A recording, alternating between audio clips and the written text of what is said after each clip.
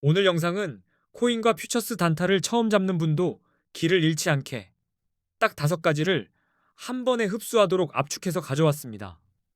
이 5가지만 손에 익으면 차트가 공포가 아니라 지도처럼 보이기 시작합니다. 지금부터 한 단어도 허투루 안 버리고 핵심만 꽉 채워드립니다. 첫 번째는 초보도 그대로 따라만 하면 주문이 들어가는 코인 거래 따라하기 루트입니다. 버튼을 어디서 눌러야 하는지부터 손끝 감각까지 잡아드립니다. 먼저 거래소 앱을 깔고 회원가입을 끝내면 현물과 퓨처스 화면을 구분하는 것부터 시작합니다. 초보는 현물로 감잡고 퓨처스로 넘어갈 때는 격리 마진부터 고르는 습관이 안전합니다. 그 다음은 포지션 크기입니다. 레버리지를 쓴다고 해서 금액을 키우기만 하면 바로 흔들립니다. 진입 가격을 정하고 손절 라인을 먼저 긋고 그 안에서 수량을 맞추면 마음이 안 흔들립니다. 주문은 지정가와 시장가를 구분해두면 실수가 줄어듭니다. 익숙해지기 전까지는 지정가로 천천히 들어가고 손절과 익절 주문을 같이 걸어두면 손이 과열되지 않습니다. 두 번째는 네이버 코인 커뮤니티를 뜨겁게 달군 300만 원으로 1억 8천만 원을 찍었다고 알려진 중학생 단타 방식입니다. 이야기는 자극적이지만 뼈대는 의외로 단순합니다. 그 방식의 핵은 짧은 봉에서 한 방을 노리는 게 아니라 작은 파도를 반복해서 챙기는 것입니다. 3분봉이나 5분봉에서 지지 저항을 정해두고 그 선에서만 들어가면 쓸데없는 매매가 줄어듭니다. 수익은 작게라도 빠르게 확정하고 반대로 틀리면 더 빠르게 접습니다. 이 규칙이 지켜질 때 복리처럼 계좌가 붙습니다. 중학생 단타의 진짜 무기는 속도였다는 점을 기억하시면 됩니다. 여기에 한 가지를 더 붙이면 완성됩니다. 하루에 몇 번까지만 거래하고 연속으로 꼬이면 그날은 멈춥니다. 단타는 실력보다 멈출 줄 아는 사람이 오래 갑니다. 세 번째는 거래할 때마다 피처럼 새는 거래 수수료를 최대한 깎아먹는 꿀팁입니다. 단타는 실력 싸움 같지만 실제로는 수수료를 덜 내는 사람이 오래 살아남습니다. 가장 쉬운 건 고정 댓글에 할인 링크로 가입해서 기본 할인부터 챙기는 것입니다. 거기에 추가로 거래소 토큰 할인이나 수수료 쿠폰을 겹치면 체감이 확 내려갑니다. 주문 방식도 중요합니다. 시장가로 던지면 체결은 빠르지만 수수료가 아프게 붙습니다. 가능하면 지정가로 메이커가 되는 습관을 들이면 같은 매매가 더 가볍게 끝납니다. 네 번째는 AI를 붙여서 하루 50만 원씩 매일같이 기회를 포착하는 단타 루틴입니다. AI는 감정이 없어서 사람보다 더 냉정하게 신호를 체크합니다. 예를 들어 AI에게 오늘 비트코인 뉴스 요약, 변동성 확대 구간, 주요 지지 저항 후보를 정리하게 하고 그 결과로 시나리오를 2개만 만들어두면 선택이 쉬워집니다. 그리고 차트 캡처를 보며 패턴을 설명하게 하고 알람 조건을 문장으로 만들면 매매가 자동화된 것처럼 단순해집니다. 결국 AI는 24시간 보조 트레이더로 쓰는 게 핵심입니다. 매매가 끝나면 AI에게 내 진입 이유와 결과를 평가하게 하시면 됩니다. 잘한 점과 실수 포인트가 정리되면 다음 거래가 더 빨라지고 더 차가워집니다.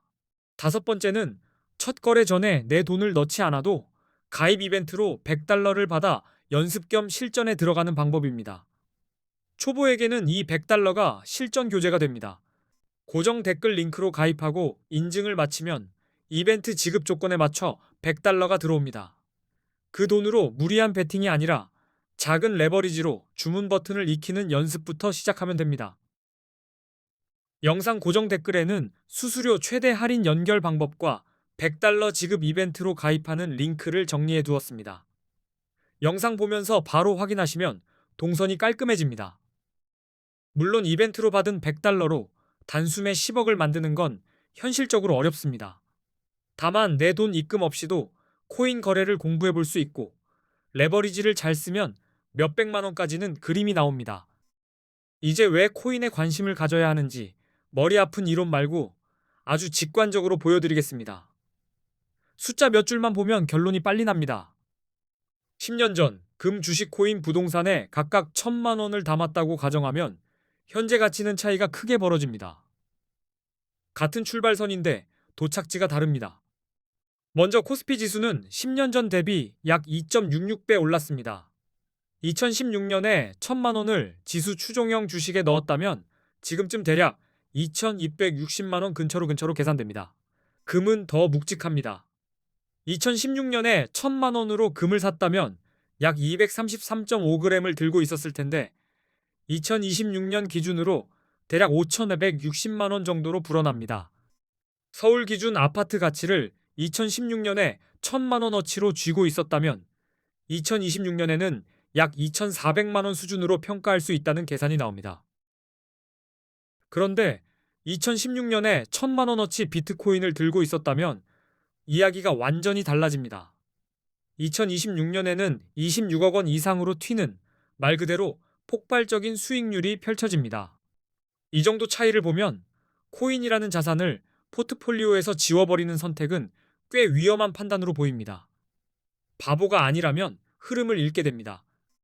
더 매력적인 건 구조입니다. 코인은 오를 때만 먹는 게임이 아니라 오를 때는 롱으로 베팅해서 먹고 내릴 때는 숏으로 베팅해서 먹을 수 있습니다. 게다가 제도상 당장 거래 수익에 과세가 바로 붙지 않는 구간이어서 단타 관점에서는 투자처로 꽤 유리하게 느껴질 수 있습니다. 그래서 사람들이 더 모입니다. 그리고 해외 거래소에는 레버리지라는 부스터가 달려 있습니다. 국내 거래소에는 사실상 없지만 해외는 레버리지를 통해 보유 금액보다 더 큰 금액을 굴릴 수 있습니다. 예를 들어 50만 원이 있어도 10배만 써도 체감이 달라지고 100배까지 가능하면 5천만 원 포지션까지도 열립니다. 30억 이상을 굴리는 분은 몰라도 소액 투자자는 레버리지가 현실적인 사다리입니다. 그래서 코인 거래의 첫걸음이자 가장 중요한 건 어디서 거래하느냐입니다. 좋은 코인 거래소를 고르는 순간 나머지 절반은 이미 끝난 셈입니다. 지금 한국 투자자들은 국내 거래소를 떠나 해외 거래소로 쏠리는 흐름이 강합니다. 이유는 감정이 아니라 계산입니다. 첫 번째 이유는 레버리지입니다. 국내는 레버리지가 막혀 있고 해외는 100배까지 가능한 곳도 많습니다. 50만 원이 5천만 원으로 변하는 판이니 사람들이 움직입니다. 두 번째 이유는 수수료입니다. 국내보다 해외 거래소의 거래 수수료가 훨씬 싸게 느껴집니다. 단타는 결국 수수료와의 전쟁입니다. 세 번째 이유는 세금 체감입니다.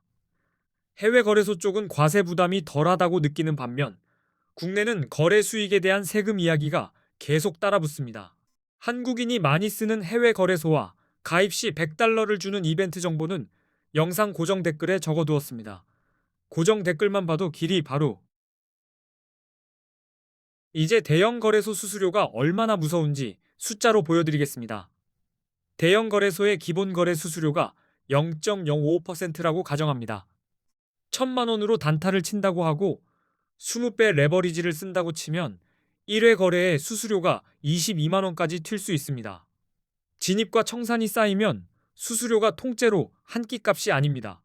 하루에 10번만 사고 팔아도 220만 원이 수수료로 빠져나갑니다. 실력으로 이기기 전에 수수료가 먼저 승리를 가져가 버립니다. 그래서 수수료가 싼 거래소를 고르는 게 필수입니다. 같은 매매를 해도 수수료가 낮으면 이길 수 있는 싸움으로 바뀝니다. 여기서부터는 대형 거래소 4곳과 A 거래소를 비교하겠습니다. 기준은 수수료, 거래가 얼마나 간편한지, 한국어 지원, 레버리지 배수, 원화 입금 가능 여부입니다. 거래 수수료부터 찍어보면 A 거래소는 0.01%, 바이비트는 0.05%, 비트겟은 0.06%, 바이낸스는 0.04%로 정리됩니다. 사용 편의성은 한국어 환경이 큰 역할을 합니다. 메뉴가 한국어로 정리되어 있으면 주문 실수가 줄고 화면 이동도 빨라져 단타에서 시간 손실이 확 줄어듭니다. 한국어 지원은 체감이 큽니다. A 거래소는 24시간 한국어 상담이 가능하고 바이비트, 비트겟, 바이낸스는 한국어 상담이 어렵다고 느끼는 분이 많습니다.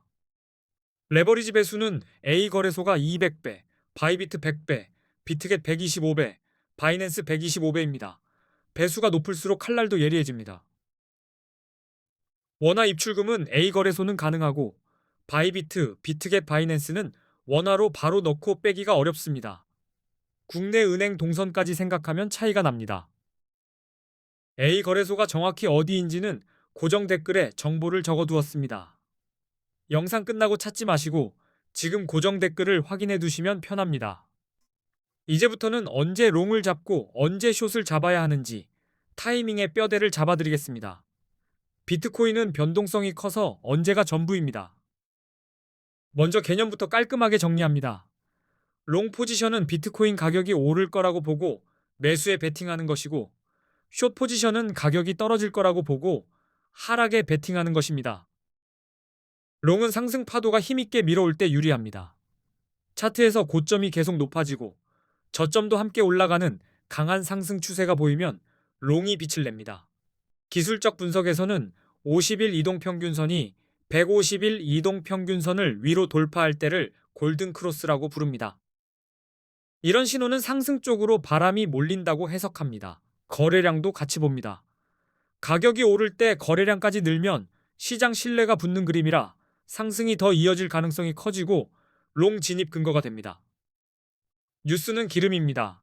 규제 완화, 대형 기관의 진입, 비트코인 ETF 승인 같은 긍정 이슈가 터지면 가격이 위로 튈 확률이 올라가 롱 쪽 성공률이 좋아질 수 있습니다. 반대로 숏은 하락 파도가 질서 있게 내려갈 때 유리합니다. 고점이 낮아지고 저점도 더 낮아지는 하락 추세가 이어지면 숏이 힘을 받습니다. 50일 이동평균선이 150일 이동평균선 아래로 내려가면 데드크로스라고 부르며 흔히 하락 신호로 해석합니다. 추세 전환의 경고등 같은 느낌입니다. 거래량이 줄어드는 장면도 중요합니다. 가격이 오르는데 거래량이 줄면 상승 엔진이 식는 신호라 곧 꺾일 수 있다는 판단으로 숏 근거가 될 수 있습니다. 부정적인 뉴스는 바닥을 흔듭니다. 규제 강화, 해킹 사고, 주요 국가의 규제 정책 강화 같은 이슈가 나오면 공포가 번지고 하락 압력이 커져 숏이 유리해질 수 있습니다. 비트코인 시장은 보조지표를 무시하면 길을 잃습니다. 대표로 RSI, MACD, 볼린저 밴드 같은 도구가 타이밍의 감각을 잡아줍니다. RSI는 과매수와 과매도를 가늠합니다. 70 이상이면 과열로 보고 숏을 떠올릴 수 있고 30 이하이면 과매도로 보고 롱이 유리하다고 해석할 수 있습니다. MACD와 볼린저 밴드는 추세와 변동성을 함께 보여줍니다.